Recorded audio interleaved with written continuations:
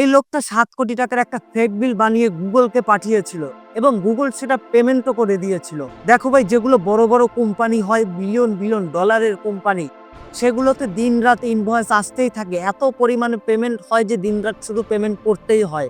আর এত এত বিলের মাধ্যমে যদি একটা ফেক বিল চলেও আসে, সেটা খেয়াল করার মতো সময় তাদের থাকে না। আর সেটার ফায়দাই লুটে নিয়েছিল এই লোকটা। এই লোকটা শুধুমাত্র যদি একটি কোম্পানির সাথে এমন কাজটা করতো তাহলে বলতাম ঠিক আছে, কিন্তু এই লোকটা একই কাজ করে ফেসবুকের কাছ থেকে 700 কোটি টাকা লুটে নিয়েছে এবং গুগলের কাছ থেকে 200 কোটি, তাও আবার মাত্র 3 বছরের ভিতরে। এই লোকের নাম এভাল্ডাস রিমাসাউকাস, যিনি ইউরোপের লিথুয়ানিয়া থেকে উঠে এসেছেন, যেখানে প্রতিনিয়তই নতুন নতুন হ্যাকারের জন্ম হয়ে থাকে। এই লোকটাকে 2017 সালে অ্যারেস্ট করা হয় এবং তিনি একটি ভয়ঙ্কর কাজ করে ফেলেছিল।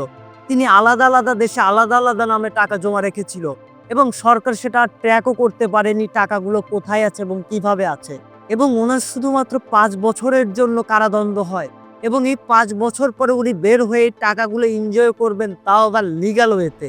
ফেসবুক কোম্পানি একদম চুপচাপ বসেছিল, এটা স্বীকার করছিল না যে আমাদেরকেও 700 কোটি টাকার চুনা লাগিয়ে দিয়েছে এবং কোর্টেও কোম্পানি 1 এবং কোম্পানি 2 নামে উল্লেখ ছিল। পরে একজন সাংবাদিক এই সত্য ঘটনা সবার সামনে নিয়ে আসে, যেই লোকটা যে কোম্পানিগুলোকে লুটেছে সেই কোম্পানিগুলো ছিল ফেসবুক ও গুগল, যেগুলোকে বলা হয় পৃথিবীর সবথেকে স্মার্ট কোম্পানি। ভাই, আমি এখন ভাবছি আমি এখন ভিডিও বানানো বাদ দিয়ে ইনভয়েস করব গুগল এবং ফেসবুককে।